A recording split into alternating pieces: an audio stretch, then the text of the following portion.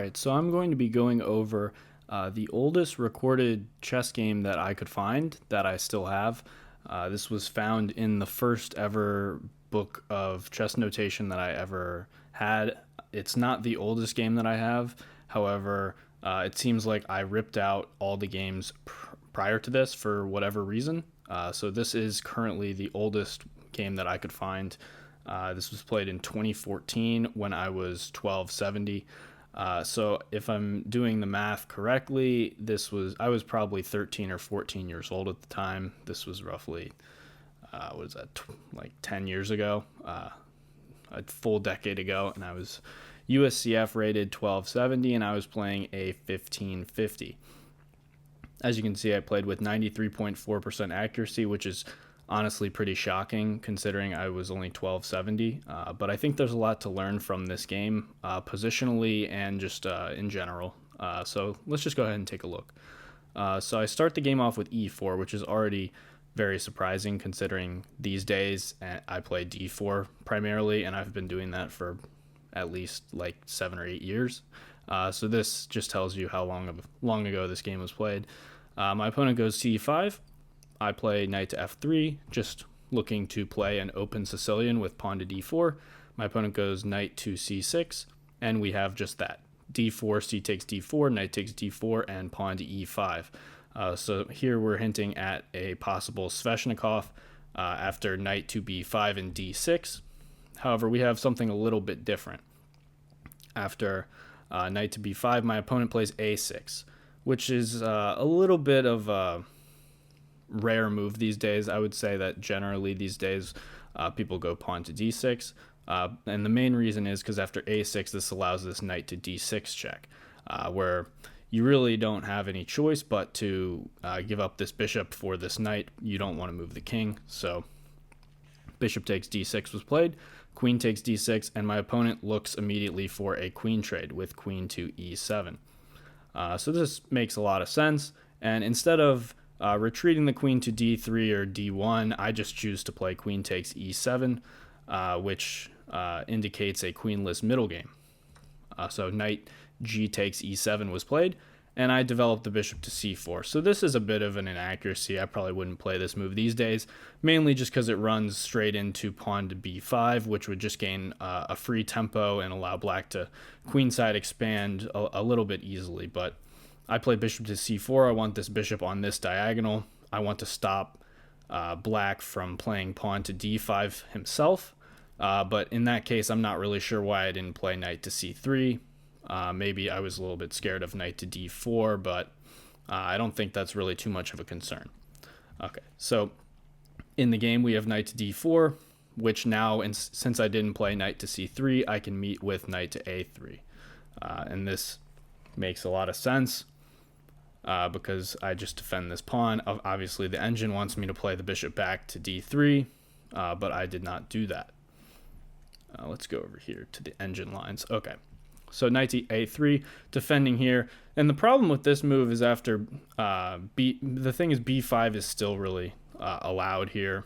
So the bishop is really not on a great square on c4, but anyway, we have pawn to d6, and I just castle. Black goes bishop to d7, reasonable move, but I'm still not really sure why black didn't choose to play pawn to b5. So I go c3 here, just kicking this knight out of my position. Knight to e6 was played, which once again makes a lot of sense. The engine calls it an inaccuracy, but this makes a lot of sense. I guess it prefers knight to b5, just looking to make some trades, but knight to e6 is perfectly fine. I play rook to d1, and the real focus of this game, which was pretty much created in the opening, is this pawn on d6. This pawn is weak, and also this square on d5 as a whole, which means that there are no pawns on either side that can defend this square. So this square on d5 is very weak, and this backward pawn on d6 is also very weak. So after rook to d1, you can already see that it's not very easy to defend this pawn. So black goes knight to c8 and to defend the pawn this way. Also, black is potentially looking to play king to e7 and defend the pawn that way, but that is to be seen. I go bishop to d5 here, which is a little bit of a strange move. It's kind of just a one-move threat on this pawn that can be dealt with very easily with either rook to b8 or bishop to c6. But after bishop to c6, it's kind of clear what my plan is here after playing bishop d5. The plan is to vacate this square on c4 so I can go knight to c4 and further target this pawn on d6. So bishop to d5 actually does make a good bit of sense from that perspective. So I play bishop takes c6, b takes c6, which isn't great as far as the pawn structure goes, because now this pawn on d6 is a little bit better placed because potentially d5 can be played, but I go immediately in with knight to c4 and apply more pressure on this pawn, which means black is going to have to play something like king to e7 to defend this pawn, which isn't the end of the world, but also d5 is not a possibility because I can play knight takes e5 in that case, and that would be relatively good for me. So in that case of d5, I can just take on d5 or play knight takes e5, but d5 also is not possible right now because I can just take twice on d5 because of this rook. So king to e7 is played, just defending this pawn that was targeted, and I go pawn to g3. Better would have been something like knight to a5 and target this pawn, or maybe play b3 and look to play bishop to a3 and target the pawn that way. That would have been very strong, but I choose a different plan with pawn to g3. The plan is one to keep this knight out of f4. It does that, but also I'm looking to play the move f4 and f5 and just try and expand rapidly over here, or maybe f4 and f takes e5. So g3 isn't a terrible move, also makes luft for my king. So rook to d8 is played, looking to defend this pawn further, maybe play d5 at the right time.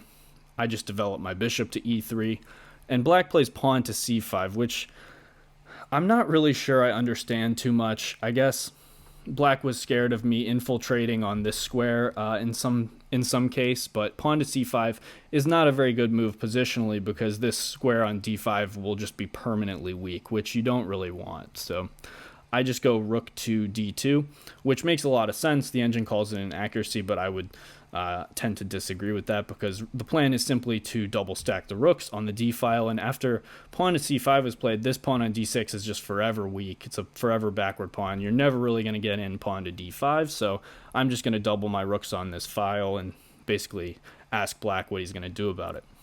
Pawn to a5 was played, and the plan is to try and defend the d6 pawn this way with rook to a6. The engine calls this a miss. I guess it preferred pawn to g5, which, I don't really understand a whole lot, but rook to a6 was the plan behind pawn to a5, so black is just being consistent by doing that. I play pawn to f4, which was my plan. One, I'm looking to maybe play king f2 at the right time, but also I'm really just looking to expand and put some pressure on black, really strike at the center here. E takes f4 was played, g takes f4, and pawn to h6 was played.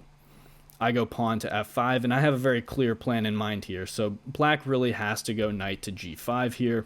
Knight to f8 or knight to c7 are both just far too passive. Black really has to play knight to g5 and look to strike back on this pawn on e4, but my plan is after knight g5, I just take. So bishop takes g5, h takes g5, and then pawn to e5 was my plan. Taking advantage of this pin down the d file, you really can't play d takes e5 because I take your rook. So black is really going to just be losing a pawn here. You can't really do anything. This pawn is just overloaded here. So the engine suggests something like king f8, which doesn't make a lot of sense, or something like a4, which really doesn't do anything. Black tries to play d5, but after rook takes d5, rook takes d5, rook takes d5, I'm really just up a clean pawn here, and black's knight is terrible. Black's rook really isn't that great, and I'm really just dominating the position here. Knight to b6 was tried, but this is unfortunately a serious mistake due to rook to d6, and that is a pin that you cannot get out of. So knight takes c4 was played, rook takes a6, knight takes e5, and if we're taking stock of the material here, I'm just up an exchange here. I have a rook, black has a knight, and we each have 5 pawns, but unfortunately this rook is just going to be too strong, and I'm going to mop up all these pawns, and it's going to be winning for white. So rook takes a5, king to d6, just getting the king into the position, and I just play pawn to b4. And I'm just looking to go and promote one of these passed pawns over here, or I'm looking to create a passed pawn and just promote. So after b4, c takes b4, c takes b4, black tries pawn to f6 just to strengthen this knight, maybe defend this pawn. But unfortunately, after rook to c5, I'm just looking to drop my rook back and then just push these pawns, or maybe push the a pawn. Either way, this is just going to be losing for black because this rook is just going to box out this knight. So g4 was tried in this position. Rook to c3 was played. Knight to f3 check was played, and I just go king to f2 and not really try anything too crazy. In this position, I could play rook takes f3 and simplify into this king and pawn ending, because black's king is not going to be able to stop these pawns. But in the game, I just play king to f2, and then after knight takes h2, I just play b5, knight f3, b6, knight d4, and after b7, my opponent just resigned because you cannot stop this pawn. If you play knight to c6, there's the rook takes c6, and then promote on the next move.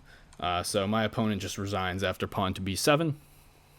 So I thought this was a very interesting game. There's some interesting positional ideas with this backwards pawn on d6 and how you can take advantage of that, but also just focusing on this weak square on d5. His position really fell apart after pawn to c5 was played, and I thought this was an interesting game, especially since it was played roughly a decade ago. And I was only 1270, but I put up some pretty good resistance and played very accurately for a 1270.